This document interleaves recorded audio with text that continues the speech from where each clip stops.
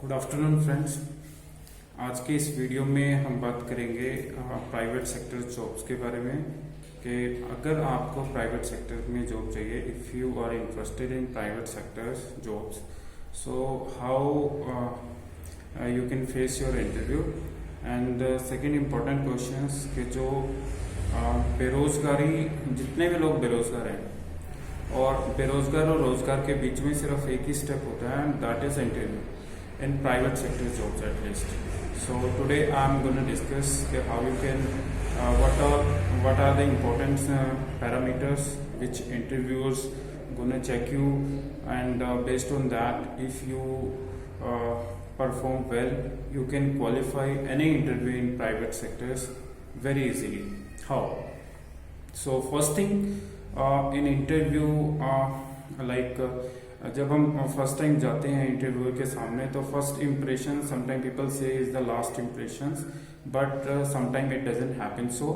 Why? Because आप आदमी कितना ही दिखने में अच्छा हो, कितना भी वो अच्छे मतलब कितना भी अच्छी ड्रेस पहन करके चला जाए, जब तक जितना भी 20 मिनट्स, लेट्स सपोज 15 मिनट्स या 20 मिनट्स का आपका इंटरव्यू होता है, और उन 15-20 मिनट्स में जो आप अपने व्यूज शेयर करते हैं इंटरव्यू के साथ, that is the most important things. Means the body part is very important.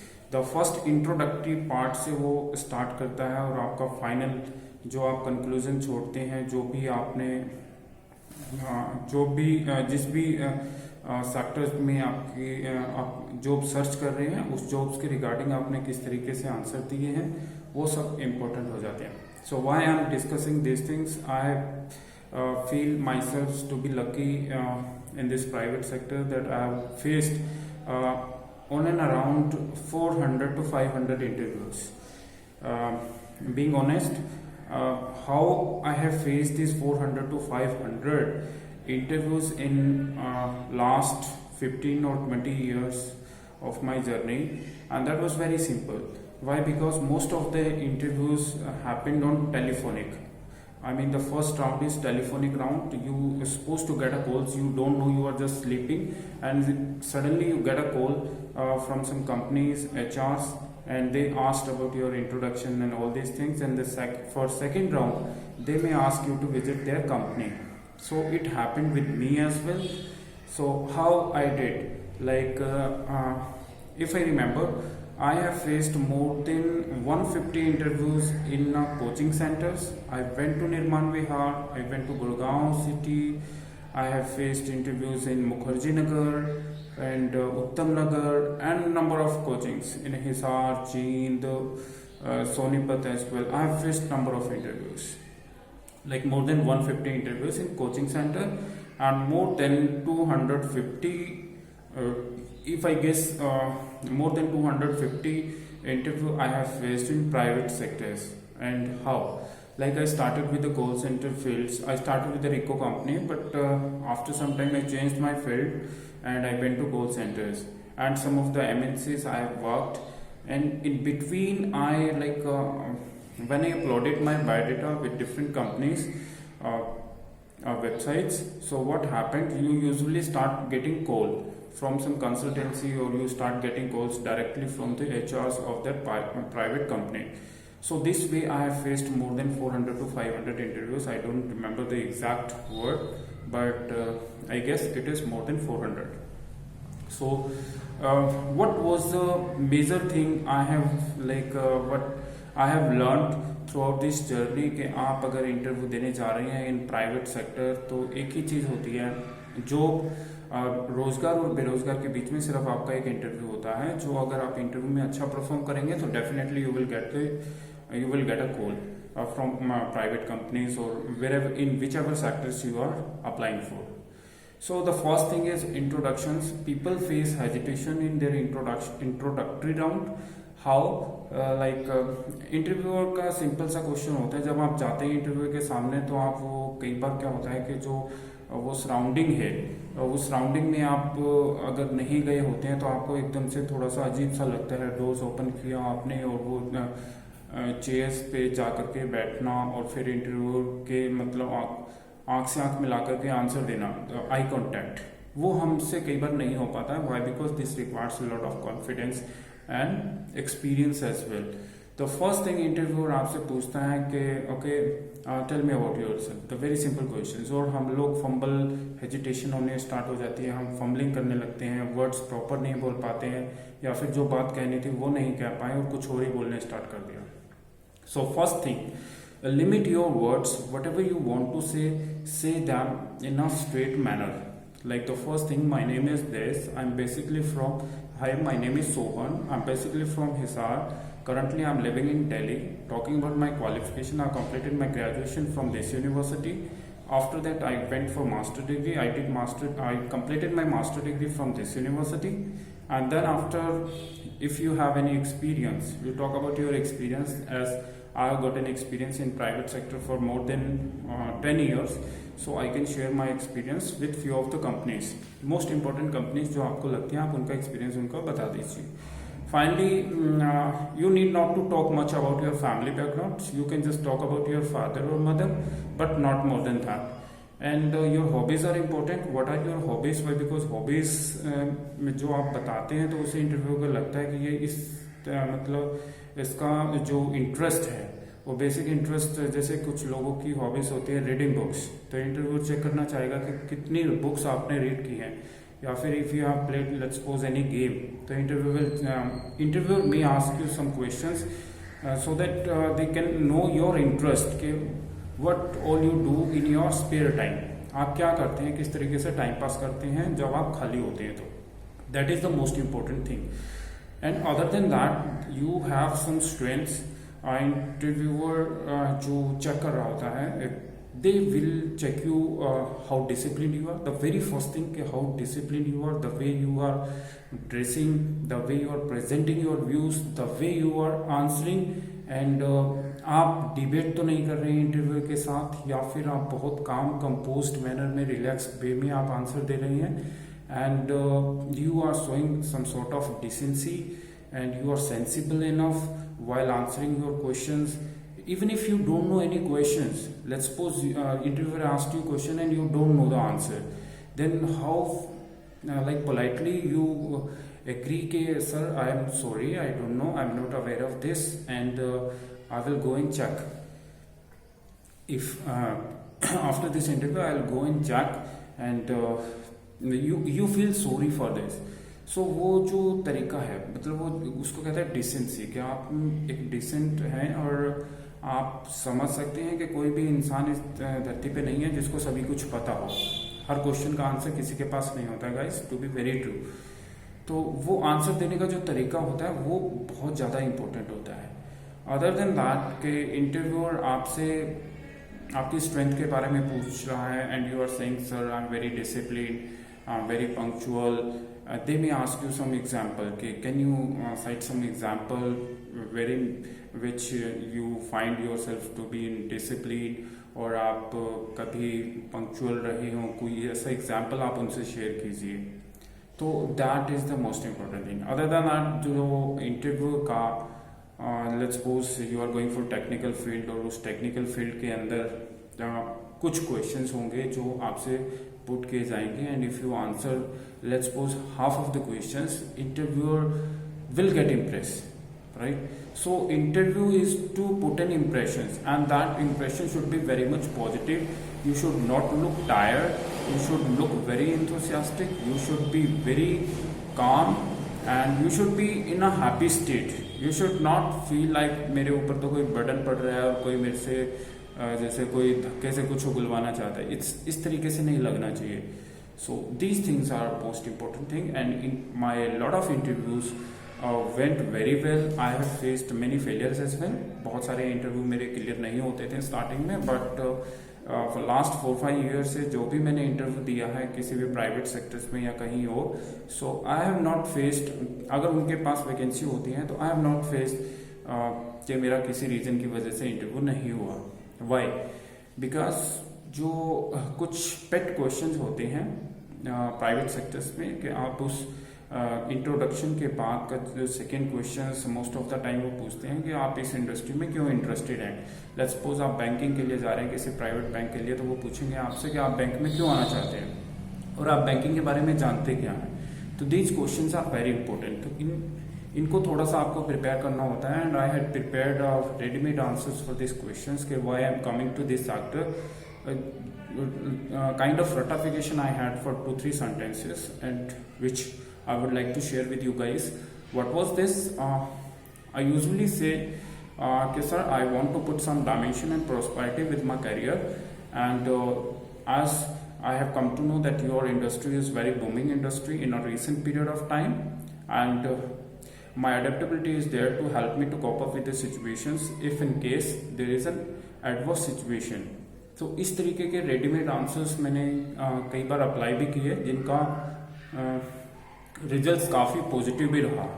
तो इस तरीके से आपको आंसर्स ऑलरेडी प्रिपेयर कर लेने चाहिए अगर आप प्राइवेट सेक्टर्स में जा रहे हैं। Let's suppose they ask you about your hobbies and you say कि sir listening to music is my hobbies, और let's say you say sir making new friends is my hobby. So they will ask you how many friends you have made till now, how many friends you are carrying right now, कितने friends हैं आपके, और उनमें से कौन अच्छे हैं, क्या बुरे हैं, मतलब क्या देखते हैं आप जब फ्रेंड बनाते हैं। या फिर आपकी hobbies let's suppose listening to music है, तो आप किस तरह के म्यूजिक आपको सुनना पसंद है, और म्यूजिक किस तरीके से आपको हेल्प करते हैं जब आप स्पेयर टाइम में, जैसे आदमी बहुत थक जाता है या फिर लेट्स सपोज एग्जॉस्टेड है किसी प्रोसेस से, तो उस समय ये किस तरीके से आपको रिलीफ देते हैं, और इम्पोर्टेंस क्या है अगर आप कोई भी सॉन्ग सुनते हैं तो उससे क्या आपको फायदे क्या हो सकते हैं। तो these are few things which you need to be adequately prepared before going in front of the interviewers. आपको ये चीज़ों का ध्यान रखना होता है। मोस्ट इम्पोर्टेंट थिंग, आपको ऑनेस्ट रहना होता है। You have to be honest, you should not compromise honesty at all. Like let's suppose interviewer आपसे पूछता है कि पिछली कंपनी आपने क्यों छोड़ी, तो हम कई लोग उसका आंसर्स वो दे देते हैं जो वो एग्जैक्ट रीज़न नहीं होता है। अगर आपको लगता है कि आपकी पास्ट सैलरी कम थी तो आप वो शेयर कीजिए। अगर आपको लग रहा है कि वहाँ का वर्क एटमॉस्फेयर इतना नहीं था जिसमें आप अपनी पर्सनालिटी को डेवलप कर सकते थे, तो वो सारी चीज़ें आप शेयर कर सकते हैं without hesitation and without having any pressure. तो you should share and you should be very honest and calm while answering these question। And वो फिर हो सकता है आपसे पूछे कि क्या श्योरिटी है कि आप इस कंपनी में रुकेंगे और आप इस हमारे साथ काम अगर आपको मजा नहीं आया तो फिर आप कंपनी को छोड़ेंगे, आपको कोई और ज़्यादा सैलरी दे रहा होगा तो आप इसे छोड़ देंगे। तो उसका भी आप आंसर दे सकते हैं कि sir as and when I feel myself to be growing with your industry and I am not very money minded, but then I look up after my experience, if I'm gonna get a good atmosphere in like a good care from this company, I will definitely go for a long period of time and I would not leave your company at any stage। तो इस तरीके के आप answer दे सकते हैं, right. तो ये चीज़ें हैं जो आपको प्राइवेट सेक्टर्स में एटलीस्ट आपको प्रिपेयर कर लेनी चाहिए if you are going for the interview. And government sector और प्राइवेट सेक्टर्स में मैंने जैसे कि फर्स्ट में शेयर किया था कि दोनों में क्या डिफरेंस है गाइस। तो गवर्नमेंट सेक्टर और private sector jobs both required sort of skills.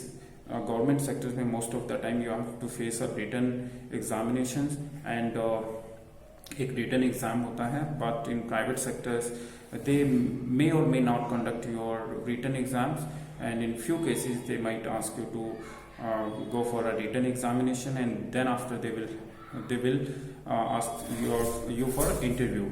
They will ask you to come for an interview.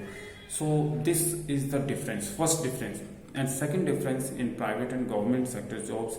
In government sector jobs, people have set up their mind, and the society has developed in such a way, in Indian society has developed in such a way that they are thinking that it is only the government sector which can provide them security and which can give them security in terms of jobs, in terms of tenure, like you are safe here, no one will fire you, but in private sector if you don't work, anyone can fire you at any point of time.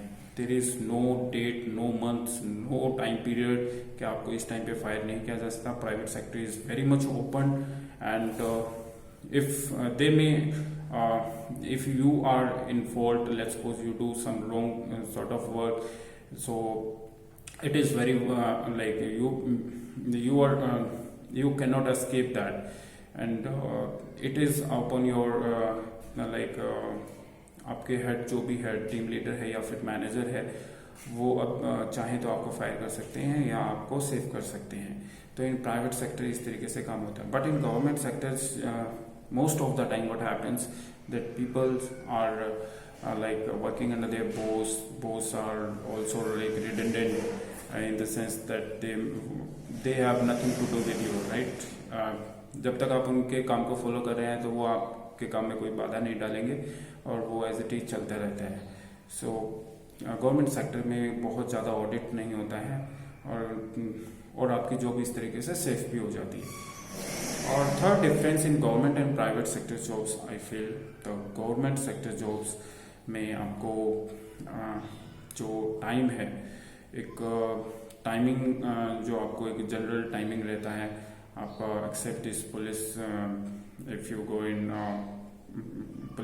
अगर आप police में अगर चले जाते हैं तो उन jobs को छोड़ करके और जितने भी जॉब्स हैं उसमें आपके जनरल टाइमिंग्स होते हैं 10 to 6, अदरवाइज आपका 9 to 5 रहता है, तो उसके बीच में आप काम करते हैं. और गवर्नमेंट प्राइवेट सेक्टर्स में आपको आपका जो स्किल और टैलेंट है, जो भी आपने एक्सपीरियंस गेन किया है, जो भी जितने भी टाइम आप प्राइवेट सेक्टर में काम करेंगे तो आपका जो एक्सपीरियंस है बहुत स्पीडली बढ़ता है. आपका टैलेंट, आपका जो काम करने का तरीका होता है वो बहुत मतलब फास्ट होता है प्राइवेट सेक्टर में. But in government sectors people are like most of the time you would find that people to be following their mind and they don't work exactly जो जितना नीड होता है उतना काम नहीं करते हैं कई बार, और उसमें कोई ऑडिट भी नहीं होता है, तो इस तरीके से उन्हें कोई जॉब लॉस करने का भी कोई उनके माइंड में नहीं होता है कि आपकी जॉब छूट जाएगी. तो ये एक डिफरेंस है प्राइवेट और गवर्नमेंट सेक्टर में. In private sector people are more attentive, and in private sectors people are like even if they are not qualified but still they would work in that atmospheres very efficiently. आप काम कर रहे होते हैं private sector के अंदर, और government sector में तकरीबन हमने देखा है कि ऐसा नहीं होता है. और जो पॉजिटिविटी है गवर्नमेंट सेक्टर्स की, वो पॉजिटिविटी इस सेंस में है कि वो आपको एक सिक्योर प्लेटफॉर्म देती है, और आपको जो है आप जिस तरीके से काम करते हैं थोड़ा सा सर्टेनिटी होती है कि आपको जो आपको बूस्ट मिलेगा. आप किसी भी फील्ड में है तो गवर्नमेंट सेक्टर में एक श्योर है कि आफ्टर समटाइम्स आपका नेक्स्ट पोजीशंस के लिए ले लिया जाएगा. लेट्स सपोज आप कांस्टेबल है, फिर आप हेड कांस्टेबल बन जाते हैं, तो इस तरीके से आपका प्रमोशन फिक्स होता है गवर्नमेंट सेक्टर्स में. और बट प्राइवेट सेक्टर्स में it depends on the whims and fancies of your managers and team leaders. Like if they see if might you get promotion in very second month of your job, or may you get the promotions in the sixth after 6 months, or let's say 1 year.